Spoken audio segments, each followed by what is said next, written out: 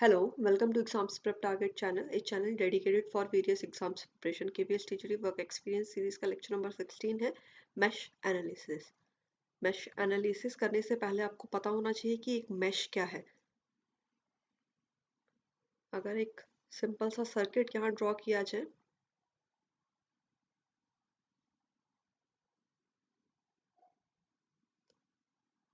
ये एक सर्किट है। अगर मैं इस पॉइंट से स्टार्ट करके अगेन इसी पॉइंट पे आ जाऊं तो ये एक लूप रहेगा जिसे मैं L1 कह सकती हूँ। अगर इस पॉइंट से स्टार्ट करके अगेन इस पॉइंट पे आ रही हूँ तो वो लूप L2 है। अगर यहाँ से स्टार्ट करके वापिस इस रेजिस्टेंस R डैश से होके यहीं पे आ जा रहे हैं तो सपोज ये लूप L3 है। देखिए हमने किरचॉफ्स लॉ का लेक्चर करा है, उसमें हमने ग्राफ थ्योरी की टर्मिनोलॉजी डिस्कस करी है सिंपल सी कि लूप क्या रहते हैं, मैश क्या रहते हैं, नोड, ब्रांचेस, इस तरह की टर्मिनोलॉजी है वो आपकी बिल्कुल क्लियर होनी चाहिए, तभी आपको ये लेक्चर समझ आने वाला है। किरचॉफ्स लॉ का लेक्चर जो है वो बहुत इंपॉर्टेंट है, उसे उस लेक्चर को आप देख के आइएगा तभी आपके लिए 100% ये लेक्चर आपको समझ आएगा। तो देखिए 3 लूप्स बनते हैं एक पॉइंट से स्टार्ट होके, अगर सर्किट में घूम के उसी पॉइंट पे आ जाओ उसे हम लूप कहते हैं। बट मैश क्या है? Mesh is a loop which does not contain any other loop within it। एक ऐसा लूप जिसके अंदर कोई और लूप ना हो। अगर मैं L1 की बात करूं, एक ऐसा लूप है जिसके अंदर कोई और लूप नहीं है तो हाँ, इसे मैं मैश कह सकती हूँ, M1 मैश कहा जा सकता है इसे। L2 की बात करें तो L2 के अंदर भी कोई और लूप नहीं है तो ये हो जाएगा आपके पास मैश M2। अगर L3 की बात करें, ये लूप है, इसके अंदर ये एक L1 लूप और L2 लूप है, दैट मीन्स ये आपका मैश नहीं रहेगा। हमारे पास इस सर्किट में 2 मैशेस हैं। तो बिल्कुल आपको क्लियर होना चाहिए मैश की डेफिनेशन क्या है। मैश एनालिसिस हम क्यों यूज कर रहे हैं? हम मैश एनालिसिस अननोन करंट्स को फाइंड आउट करने के लिए यूज कर रहे हैं। करंट, हमें सपोज कोई करंट है, उन्हें आपको फाइंड आउट करना है, उन्हें हम मैश करंट कह सकते हैं, लूप करंट्स कह सकते हैं। उन करंट्स को फाइंड आउट करने के लिए मैश एनालिसिस यूज हो रहा है। And mesh analysis is based on the application of KVL. KVL की एप्लीकेशन पे डिपेंड करेगा, ये सब इंपॉर्टेंट है। सीधा सीधा सा क्वेश्चन भी आपका फ्रेम हो जाता है इस तरह का। केवीएल पे डिपेंडेंट है, किरचॉफ्स वोल्टेज लॉ पे डिपेंडेंट है, तभी आपका किरचॉफ्स लॉ का लेक्चर बिल्कुल क्लियर होना चाहिए। मैश एनालिसिस को ही हम लूप एनालिसिस भी कह देंगे या फिर मैश करंट मेथड भी कह देंगे, क्योंकि मैश भी एक लूप ही है और हम यहाँ पे करंट फाइंड आउट कर रहे हैं इस मेथड से, ब्रांच करंट्स फाइंड आउट कर रहे हैं, तो हम इसे मैश करंट करंट मेथड भी कहा जा सकता है इसे।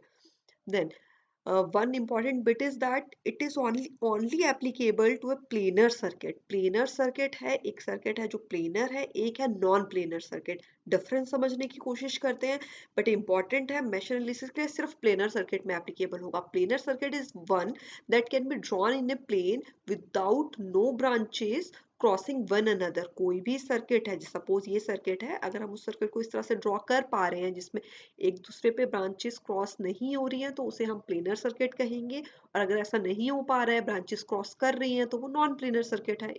सिंपल सी डेफिनेशन है। तो देखिए अगर कोई एक ऐसा सर्किट है, जैसे एग्जांपल से समझने की कोशिश करते हैं कि सपोज ये आपके पास सर्किट है, फर्स्ट सर्किट को लेके चलिए, कोई भी ब्रांचेस एक दूसरे से क्रॉस नहीं कर रही हैं, दैट मीन्स प्लेनर सर्किट है। बट एक ये सर्किट है आपके पास, यहाँ पे आपको दिख रहा है कि ये जो दो ब्रांचेस हैं, सपोज इसे मैं 1 कह लूँ, इसे 2 कह लूँ, इस ब्रांच को, तो ये दोनों ब्रांचेस एक दूसरे पे क्रॉस हो रही हैं, तो हो सकता है कि आपको लगे कि ये नॉन प्लेनर सर्किट है। बट एक इम्पॉर्टेंट पॉइंट ये भी है कि अगर हम उस सर्किट को, एक ऐसा सर्किट जो आपको नॉन प्लेनर दिख रहा है, जिसकी ब्रांचेस क्रॉस कर रही हैं, एक दूसरे पे क्रॉस कर रही है, अगर उसे आप इस तरह से ड्रॉ कर पाए कि कोई भी ब्रांच एक दूसरे को क्रॉस नहीं कर रही है, तो हम उसे स्टिल प्लेनर सर्किट कहेंगे। देखिए समझते हैं, ये सर्किट है, नॉन प्लेनर लग रहा होगा सेकंड सर्किट आपको। इस तरह के सर्किट हमने बहुत से सॉल्व करे हैं resistance R equivalent find out करने के लिए। बिल्कुल करे होंगे, अगर आपने प्रीवियस वीडियोस देखी होंगी, नहीं देखी है तो उन्हें देख के आइए।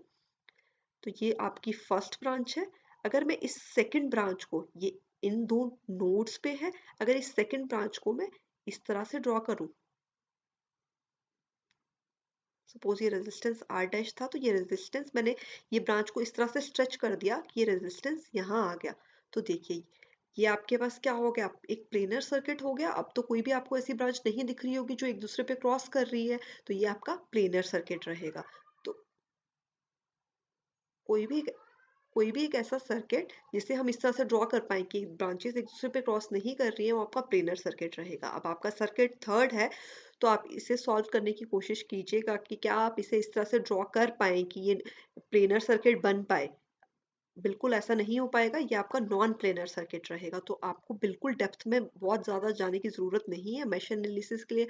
आपको इतना पता होना चाहिए कि जो मेश एनालिसिस है वो सिर्फ एप्लीकेबल है प्लेनर सर्किट के लिए, नॉन प्लेनर के लिए एप्लीकेबल नहीं रहेगी। और प्लेनर और नॉन प्लेनर प्लेनर की डेफिनेशन क्या है। प्रोसीजर फॉर मेश एनालिसिस क्या रहेगा, नंबर ऑफ मेशेस हमें फाइंड आउट करनी है। Number of meshes find out करने का फॉर्मूला आपके पास गिवन है, number of meshes m is equal to number of equation E से भी डिनोट कर सकते हैं, is equal to B minus N minus one. B रहेगा नंबर ऑफ ब्रांचेस, एन रहेगा नंबर ऑफ नोड्स। हम हर एक मेश के लिए करंट डायरेक्शन असाइन करेंगे। ये करंट डायरेक्शन क्लॉकवाइज भी हो सकती है, एंटी क्लॉकवाइज भी हो सकती है, बट नॉर्मली हम उसे क्लॉकवाइज ही कंसीडर करते हैं। देन थर्ड स्टेप रहेगा आपके पास, आप केवीएल इक्वेशंस बना लीजिए। हमने देखा कि केवीएल इक्वेशन से हम करंट फाइंड आउट कर रहे हैं, तो वही वही स्टेप्स हैं। आपने मैशेस देखा, उनमें जो करंट है उसे क्लॉकवाइज डायरेक्शन असाइन कर दिया। उसे असाइन करने के बाद केवीएल इक्वेशन बनाइए हर एक मेश के लिए और लूप करंट फाइंड आउट कर लीजिए। तो चलिए इसे एक एग्जांपल से समझने की कोशिश करते हैं। आपके पास टू मैशेस दिख रही हैं आपको, बिल्कुल यहाँ टू मैशेस है। सपोज इस मैश में करंट की वैल्यू I1 है और इस मैश में करंट की वैल्यू I2 है। हम उसे क्लॉकवाइज डायरेक्शन लेके चल रहे हैं। तो चलिए देखिए, फर्स्ट मैश में यहाँ से स्टार्ट कर दें। हमने केवीएल केसीएल के लेक्चर में बिल्कुल अच्छे से समझा था कि हम किस तरह से केवीएल इक्वेशंस बनाते हैं। तो इस लेक्चर में हम थोड़ा फास्ट चलेंगे। मैं एज्यूम करके आ रही हूँ कि आपका वो लेक्चर आपको क्लियर है, आपने बहुत से क्वेश्चन प्रैक्टिस करे हैं जो हम आपको करवाए गए हैं, और आपने और भी क्वेश्चन बहुत प्रैक्टिस करे हैं, तो आपकी बिल्कुल अच्छे से कमांड है। तो एक बार फटाफट से इस क्वेश्चन को सॉल्व करने की कोशिश करते हैं। तो देखिए नेगेटिव टर्मिनल आ रहा है, -15 हो जाएगा प्लस। अब यहाँ पे वोल्टेज ड्रॉप क्या रहेगा, V is equal to I R. Current की वैल्यू क्या है, I1, और रेजिस्टेंस की वैल्यू क्या है, 5। तो 5 IR हो जाएगा। जिस डायरेक्शन में लूप जा रहा है उसी डायरेक्शन में करंट जा रहा है, तो यहाँ +5 हो जाएगा। उसी तरह से अगर अगर हम 10 ओम रजिस्टर में करंट की वैल्यू देखेंगे, तो एक करंट I1 इस तरह से जा रहा है और I2 इस तरह से जा रहा है। तो ये क्या हो जाएगा, +10 I1। लूप हमारा नीचे जा रहा है, I1 भी नीचे जा रहा है, बट लूप अब नीचे जा रहा है पर I2 तो अपवर्ड डायरेक्शन में है, तो ये -of I2 हो जाएगा, is equal to, sorry, negative of, आपके पास ये वोल्टेज सोर्स भी है। लूप को कंप्लीट करेंगे, यहाँ से स्टार्ट करा है तो यहीं लेके आएंगे। तो पॉजिटिव पॉजिटिव टर्मिनल है 10 वोल्ट का, तो +10 वोल्ट इज इक्वल टू 0। आपके पास एक ये इक्वेशन हो जाएगी। इसे सॉल्व कर लीजिएगा, देखिए क्या वैल्यू आती है। वीडियो को पॉज कीजिए और सॉल्व कीजिए।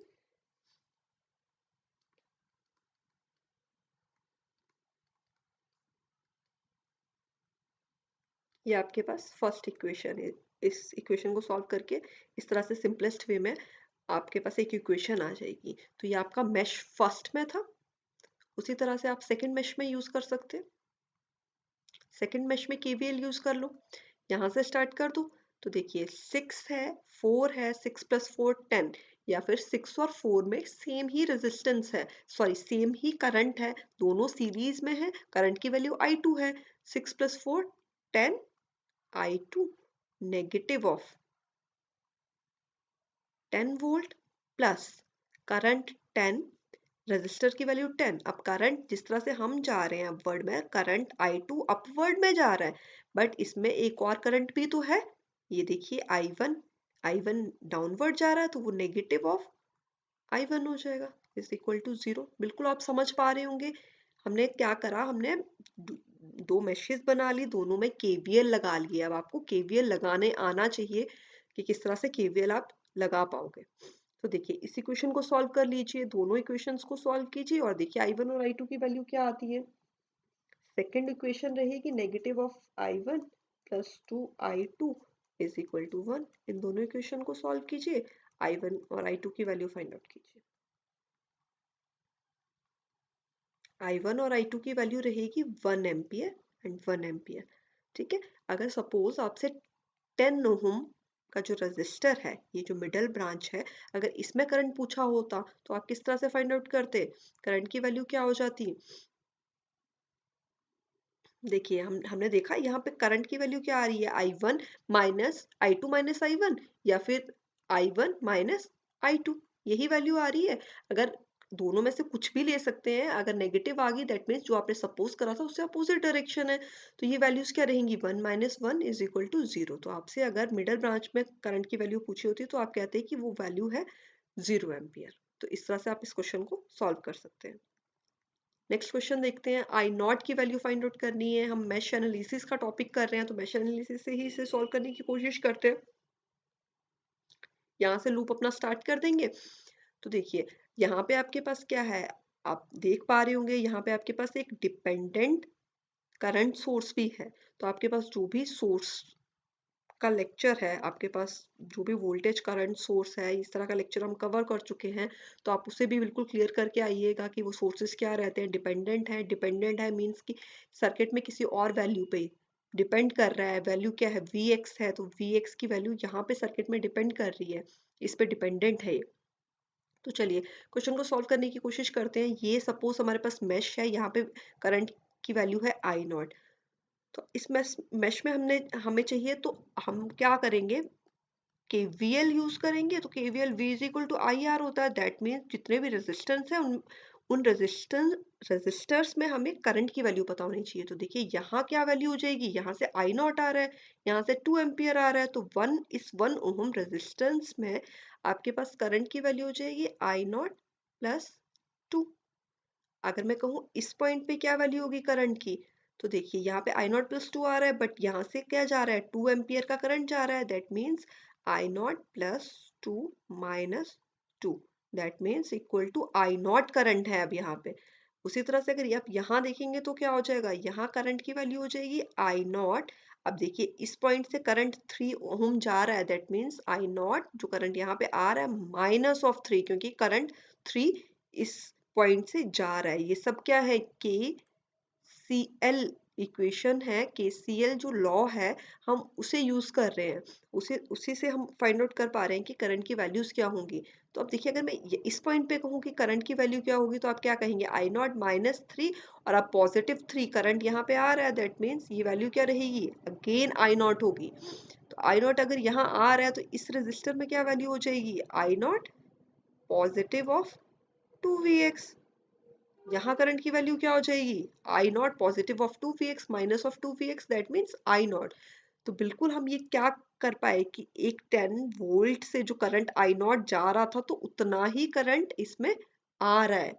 Law of conservation of power, power can neither be created nor destroyed. जितना इसने करंट प्रोवाइड करवाया उतना ही करंट उस सर्किट में वापस आ रहा है। दैट मीन्स जितने भी रेजिस्टेंस के अक्रॉस जितने भी करंट्स हमने बनाए वो बिल्कुल सही है।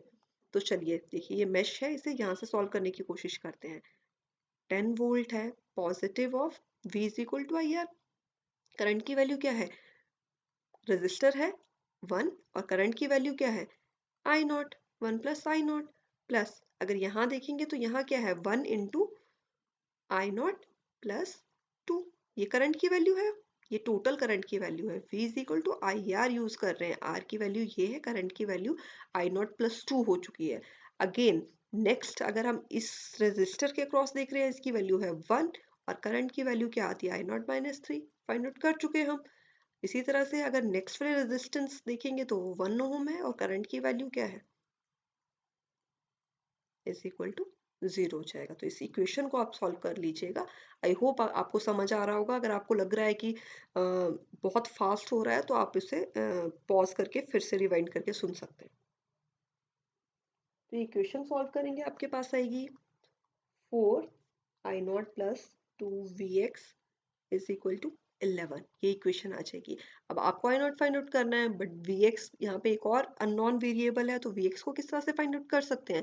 देखिए Vx आपके पास सर्किट में यहाँ गिवन है, तो क्या हम Vx का आई नॉट के साथ यहाँ रिलेशन बना सकते हैं। ये सर्किट किस तरह से है, देखो 1 ओम है, यहाँ पे नेगेटिव पॉजिटिव ऑफ Vx है, और इसमें करंट क्या है, आई नॉट। अगर मैं इसमें KVL लगा दूं तो देखिए मैं यहाँ से स्टार्ट कर दूं, 1 ओम का रेजिस्टेंस है, करंट की वैल्यू क्या है, I naught, negative of Vx is equal to 0 हो जाएगा। मैंने क्या करा, इस पॉइंट पे केवीएल यूज कर लिया, इस पॉइंट पे केवीएल यूज कर लिया, क्योंकि सर्किट में यहीं पे जो है वो Vx की वैल्यू गिवन है, तो हमें इस बिट को, इस पॉइंट को जो ये गिवन है, इसे यूज करना पड़ेगा, तभी आपका क्वेश्चन सॉल्व होने वाला है। तो इस मैंने ये एक लूप बना लिया, ये एक लूप बना लिया, देखो ये लूप इस तरह से है, और मैंने यहाँ क्या करा, केवीएल यूज कर लिया। केवीएल यूज कर सकते हैं यहाँ पे, सपोज आपका लूप इस तरह से जा रहा है, आप इसे इस तरह से भी ले सकते हो, कोई प्रॉब्लम नहीं है। साइन कन्वेंशन जिस तरह से लेते आ रहे हैं वो बिल्कुल एक्यूरेट आपको लेनी है।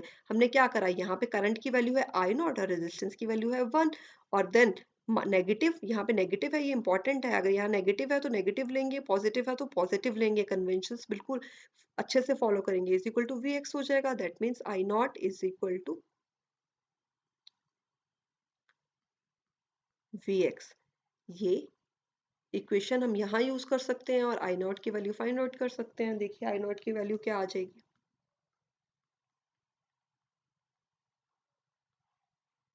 ये आपका आंसर रहेगा।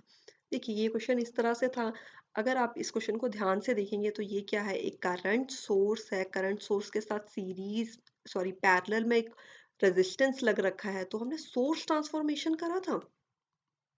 तो क्या हम इस क्वेश्चन को सोर्स ट्रांसफॉर्मेशन से भी सॉल्व कर सकते हैं?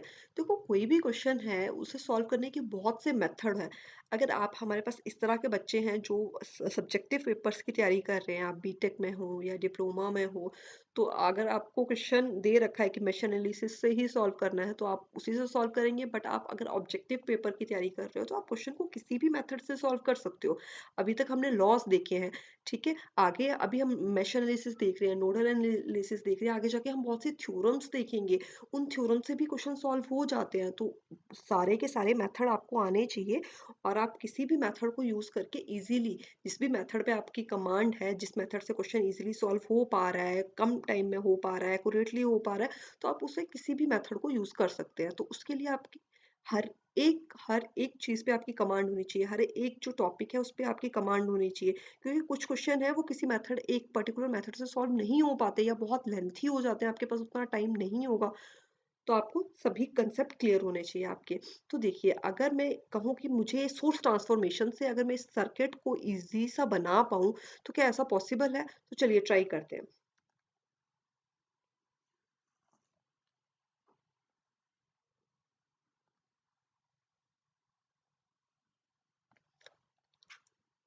देखो हम क्या कहते थे, अगर एक करंट सोर्स दे रखा है, पैरेलल में रेजिस्टेंस है, सोर्स ट्रांसफॉर्मेशन से हम उसे एक voltage source in series with resistance इस तरह से कन्वर्ट करा जा सकता था, और वाइसा वर्सा भी ट्रू था। वो लेक्चर आपने देखा होगा, बिल्कुल नहीं देखा तो प्रीवियस सारे लेक्चर देख के आइए, प्रैक्टिस करके आइए, बहुत ईजी रहेगा आपके लिए आगे। देखो ये रेजिस्टेंस क्या हो जाएगा, सीरीज में हो जाएगा, और एक आपके पास यहाँ वोल्टेज सोर्स आ जाएगा। आप ध्यान दीजिए, अगर ये अपवर्ड है, दैट मीन्स यहाँ पॉजिटिव टर्मिनल आने वाला है और यहाँ नेगेटिव टर्मिनल आने वाला है, नेगेटिव पॉजिटिव। रेजिस्टेंस की वैल्यू तो सेम ही रहती है, और वोल्टेज की वैल्यू, किस वोल्टेज सोर्स की वैल्यू हम किस तरह से निकालते हैं, ओहम्स लॉ से, आई इंटू आर। अब आई की वैल्यू क्या है,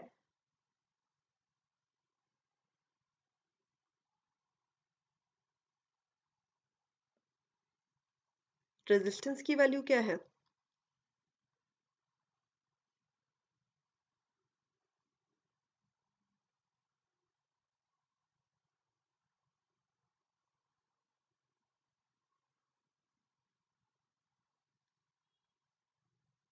सॉरी,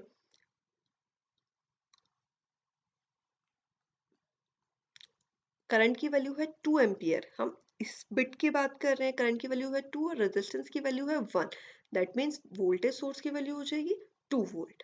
उसी तरह से अगर हम इसे कन्वर्ट करना चाहें, इसके लिए रेजिस्टेंस की वैल्यू है 1 ओहम, और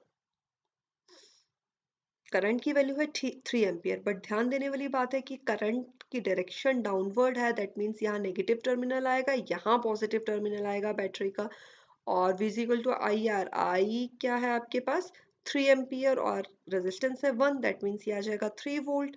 उसी तरह से एक रेजिस्टेंस और है 1 ओहम, उसके साथ नेगेटिव पॉजिटिव इस तरह से वैल्यू रहेगी, और वोल्टेज सोर्स की वैल्यू क्या रहेगी, करंट 2 Vx इंटू 1, ये आपके पास 2 Vx हो जाएगा।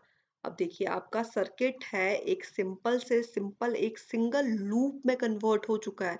अब तो आपके पास कोई भी कॉम्प्लेक्सिटी नहीं रही है। आपने क्या करा है, आपके पास ये इस तरह के अगर सर्किट है दिख रहा है आपको, आपको पता है एक वोल्टेज सोर्स एक करंट सोर्स है in parallel with resistor can be converted into voltage source in series with resistance। तो आप इस क्वेश्चन को इजीली सॉल्व कर पाएंगे, बिल्कुल कर पाएंगे। अब 10 वोल्ट केवीएल लगा दो, पॉजिटिव ऑफ 1 ओम, करंट की वैल्यू क्या है आई नॉट इंटू वन। उसी तरह से सभी रेजिस्टेंसेस में आई नॉट की वैल्यू ही होगी, 1 + 1 + 1 + 1। आप क्या कर सकते हो, 4 आई नॉट कर सकते हो, या इसे खोल के भी लिख सकते हो, कोई प्रॉब्लम नहीं है। बट तीनों ही रेजिस्टेंसेस सीरीज में है, सॉरी 1 2 3 4 4 रेजिस्टेंसेस सीरीज में है, सेम करंट है, तो इस तरह से भी लिखा जा सकता है। देन यहाँ क्या रहेगा, 2 volt minus of 3 plus 2 volt is equal to 0। I hope आपको ये समझ आ रहा होगा। अगर नहीं आ रहा होगा तो आप इसे अपने मेथड से भी सॉल्व कर सकते हैं, वन बिट लेके भी आप इसे सॉल्व कर सकते हैं, कोई प्रॉब्लम नहीं है। तो देखिए इस क्वेश्चन को सॉल्व कीजिए और आंसर क्या आता है।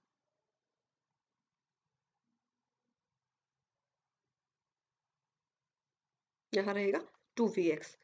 तो अगेन Vx की वैल्यू यहाँ से फाइंड आउट हमने करी थी, वो आई नॉट आ रही थी, यहाँ आई Vx की जगह आई नॉट पुट कर देंगे और देखिए आई नॉट की वैल्यू क्या आती है। प्रीवियस जो क्वेश्चन है उसी के इक्वल रहेगी 1.833। अगर आपने क्वेश्चन अच्छे से करा है तो बिल्कुल आंसर आपका सेम ही आने वाला है। तो इसी तरह आप एक क्वेश्चन को किसी भी मेथड से करा जा सकता है।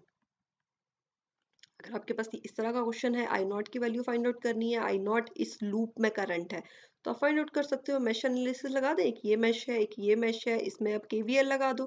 केवीएल लगाएंगे तो यहाँ से स्टार्ट कर दो, -30 प्लस 2 ओम और 3 ओम में सेम ही करंट जा रहा है, उसे हम I1 सपोज कर लेते हैं। तो 3 + 2 5, I1 इज इक्वल टू 0 हो जाएगा। इससे I1 की वैल्यू फाइंड आउट कर लीजिए, देखिए क्या वैल्यू आती है, 6 एम्पियर आ जाएगी। उसी तरह से इस लूप में आप लगा सकते हो। अगर इस लूप में मैं यहाँ से स्टार्ट करके इस तरह से घूम रही हूँ, -4 VAB आ जाएगा। दो रेजिस्टेंस है, 3 + 1 4, दोनों में करंट की वैल्यू क्या है I naught, positive of I naught आएगा। लूप भी इस तरह से जा रहा है, करंट भी इस तरह से जा रहा है, is equal to 0। VAB is equal to I naught. आपके पास ये दो इन्फॉर्मेशन आपको मिल गई। आपको आई नॉट की वैल्यू फाइंड आउट करनी है तो VAB की वैल्यू पता होनी चाहिए। VAB सर्किट में कहाँ है, यहाँ। तो मैं एक लूप यहाँ भी बना सकती हूँ, तो बना लीजिए, इस लूप को बना लिए। सपोज यहाँ से स्टार्ट करें तो क्या है, 3 of I1। देखिए आप, लूप मेरा इस तरह से जा रहा है, करंट मेरा इस तरह से जा रहा है, तो दोनों अपोजिट है, दैट मीन्स -3 of 3I1 हो जाएगा। अब यहाँ पे वोल्टेज क्या है, यहाँ वोल्टेज सोर्स आप इसे इस तरह से सपोज कर लिए, VAB, कोई प्रॉब्लम नहीं है। तो negative of positive of VAB आ जाएगा, यहाँ पे पॉजिटिव टर्मिनल है। देन 1 ओम का एक रेजिस्टर है, उसमें करंट है आई नॉट, जिस डायरेक्शन में हम जा रहे हैं उसी डायरेक्शन में वो करंट भी जा रहा है, तो पॉजिटिव हो जाएगा। आई आई I1 की वैल्यू यहाँ से फाइंड आउट कर सकते हैं, VAB की जगह यहाँ आई नॉट पुट कर सकते हैं, तो आपके पास आई नॉट की वैल्यू आ जाएगी। देखिए आई नॉट की वैल्यू क्या रहेगी, आई नॉट की वैल्यू रहेगी 9 ampere. Next is super mesh. देखिए अगर इस तरह का एक सर्किट है जिसमें क्या है, सर्किट दिख रहा है आपको, यहाँ पे एक करंट सोर्स है। अगर ये दो मैशेस हैं, अगर इन दोनों में कॉमन एक करंट सोर्स है, तो हम सिंपल मैश एनालिसिस से इसे सॉल्व नहीं कर पाएंगे, वो सुपर मैश बनेगी और उसका एक अलग मेथड रहेगा। देखिए ये प्रॉब्लम अगर हम सोचें कि अगर ये प्रॉब्लम आई क्यों है, तो हम देख रहे हैं कि हम क्या कर रहे हैं, मैश एनालिसिस कर रहे हैं, करंट फाइंड आउट कर रहे हैं, बिल्कुल क्या लगा रहे हैं, केवीएल यूज कर रहे हैं, वोल्टेज लॉ यूज कर रहे हैं। तो अगर एक करंट सोर्स इस तरह से हमारे पास आ जाता है, इसमें मैं केवीएल लगाने की कोशिश करूं, तो इसके अक्रॉस वोल्टेज मेरे को नहीं पता है। अगर इसके अक्रॉस वोल्टेज नहीं पता है तो आप इसमें केवीएल नहीं लगा पाएंगे, इस लूप में केवीएल नहीं लगा पाएंगे, इस लूप में केवीएल नहीं लगा पाएंगे, तो आप इसे सिंपल मैश एनालिसिस से नहीं सॉल्व कर सकते। सिंपल मैश एनालिसिस में कब प्रॉब्लम आएगी, जब एक करंट सोर्स आ जाएगा। क्यों प्रॉब्लम आ रही है करंट सोर्स के आने से? क्योंकि उसके अक्रॉस वोल्टेज हमें नहीं पता है। उसके अक्रॉस वोल्टेज होगी कुछ ना कुछ, बिल्कुल होगी, क्योंकि हमने सोर्स, जब हमने सोर्सेज पढ़े थे तो हमने देखा था कि करंट सोर्स के अक्रॉस भी एक वोल्टेज होती है। वो वोल्टेज हमें नहीं पता है, तो उसके लिए हम उसे सुपर मेश बनाएंगे। तो सुपर मेश बनाने का क्या मेथड है? देखिए, super mesh results when two meshes have a current source. Dependent भी हो सकता है, इंडिपेंडेंट भी हो सकता है, दोनों में कॉमन आ जाए अगर तो इसे सॉल्व करने का मेथड हमारे पास है कि हम उस करंट सोर्स को एक्सक्लूड कर देंगे अगर उसके साथ एक कोई भी एलिमेंट है। जैसे यहाँ पे एक रेजिस्टेंस है, इन सीरीज में जो भी इस करंट सोर्स के साथ एलिमेंट रहेगा उसे भी हम सर्किट से एक्सक्लूड कर लेंगे, और इसमें हम केवीएल यूज करेंगे, देन इसमें केसीएल भी यूज करेंगे। देखिए, इंपॉर्टेंट है, उसके बाद हम केसीएल भी यूज करेंगे। ये बिट्स इंपॉर्टेंट है, कई बार सिंपल से क्वेश्चन आ जाते हैं, सिंपल से ऑब्जेक्टिव क्वेश्चन आ जाते हैं। मेश एनालिसिस में हम क्या यूज कर रहे हैं? केवीएल यूज कर रहे हैं, बिल्कुल कर रहे हैं, और साथ में ओम्स लॉ यूज कर रहे हैं। ओम्स लॉ के बिना नहीं हो सकता, नहीं हो सकता। सुपर मेश में हम क्या कर रहे हैं? केवीएल भी कर रहे हैं, ओम्स लॉ भी कर रहे हैं, साथ में केसीएल भी कर रहे हैं। तो चलिए इस क्वेश्चन को सॉल्व करने की कोशिश करते हैं, देन आपको क्लियर होगा कि किस तरह से केवीएल भी यूज कर रहे हैं और केसीएल भी। ये क्वेश्चन है, हमने क्या करना है? टू मैशेस हैं, I1 और I2 सपोज कर लिया। करंट, जो एलिमेंट प्रॉब्लम दे रहा है वो है करंट सोर्स। करंट सोर्स को क्या कर दें? हटा दें। जो प्रॉब्लम दे रहा है उसे हटा देते हैं। चलो, हटा दिया। यहाँ करंट I1 है और इन दोनों में करंट क्या है? I2। ठीक है, ऐसे सपोज कर लो यहाँ करंट I1 है और यहाँ I2 है। अब केवीएल लगा लो, यहाँ से स्टार्ट कर लो। -20, +6I1 plus 10 plus 4 14 I2 is equal to 0। एक इक्वेशन आपके पास बन जाएगी, इसे सॉल्व कीजिए।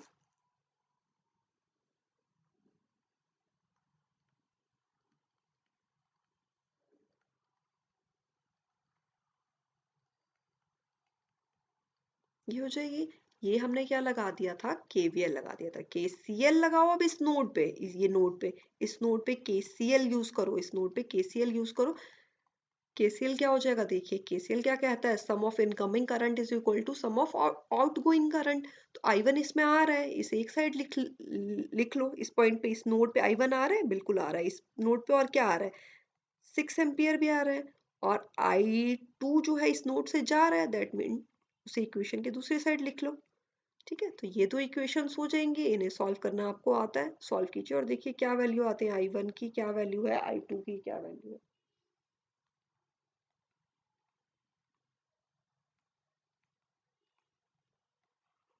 ये आपके पास वैल्यू रहेंगी। तो इस तरह से आपने एक सुपर मैश का क्वेश्चन भी सॉल्व कर लिया। चलिए, मैश एनालिसिस पे कुछ ऑब्जेक्टिव से क्वेश्चन देख लेते हैं। सिंपल से क्वेश्चन है, बहुत ज़्यादा टाइम नहीं लगेगा। Mesh analysis can be use for planar, non planar, both planar and non planar, neither planar और नॉन प्लेनर। अभी हमने देखा किसके लिए रहेगा? प्लेनर सर्किट्स के लिए रहेगा। If there are 5 branches, B की वैल्यू है 5 and 4 nodes in a graph, then the number of mesh equation that can be formed। बिल्कुल फॉर्मूला याद आता है, b minus of n minus of 1। Value से पुट करनी है अगर फॉर्मूला आपको याद आ जाए तो देखिए आंसर क्या रहेगा? Answer A 2। तो ये इंपॉर्टेंट बिट्स रहते हैं, इन्हें बिल्कुल ऐसा नहीं है कि सिंपली न्यूमेरिकल की तरफ भागना शुरू कर दो और इन्हें भूल जाओ। कितना इजी है, कुछ सेकंड्स में हो जाएगा, पर फॉर्मूला याद होना चाहिए। A super mesh analysis could be done when there is a common dash between any two loops। क्या होता है अगर करंट सोर्स दो लूप्स या दो meshes के बीच में है? तो सुपर मेश एनालिसिस करनी पड़ेगी। आपके पास रहेगा ऑप्शन बी। ये क्वेश्चन है आपके पास, calculate the mesh current I1 and I2 in the first and second meshes respectively. यहाँ पे I1 है, यहाँ पे I2 है। तो आपको ये करंट की वैल्यूज क्या रहेंगी ये फाइंड आउट करनी है, और कमेंट सेक्शन में मुझे बताना है कि वो वैल्यूज क्या है। फिर हम डिस्कस करेंगे कि ये वैल्यू सही है या नहीं है। तो देखिए किस तरह का सर्किट लगता है। मेश करंट्स फाइंड आउट करने हैं। एक करंट सोर्स है जो कि मेश M1 और M2 के साथ कॉमन आ रहा है। तो क्या करेंगे? ये सुपर मेश वाला एनालिसिस बनेगी, इसे हटा देंगे। बिल्कुल सिंपल सा क्वेश्चन आपके पास हो जाएगा और इसे वैल्यूज फाइंड आउट कर देंगे। तो देखिए, अगर आपको हमारा ये लेक्चर पसंद आया तो प्लीज़ इस वीडियो को लाइक कर दो, इसे अपने फ्रेंड्स के साथ शेयर करें जो भी इस तरह के पेपर की तैयारी कर रहे हैं, तो उनके लिए भी हेल्पफुल रहेगी। और हमारे चैनल को सब्सक्राइब कर लीजिए क्योंकि इस तरह की वीडियोस हम आपके लिए लाते रहेंगे। Thank you.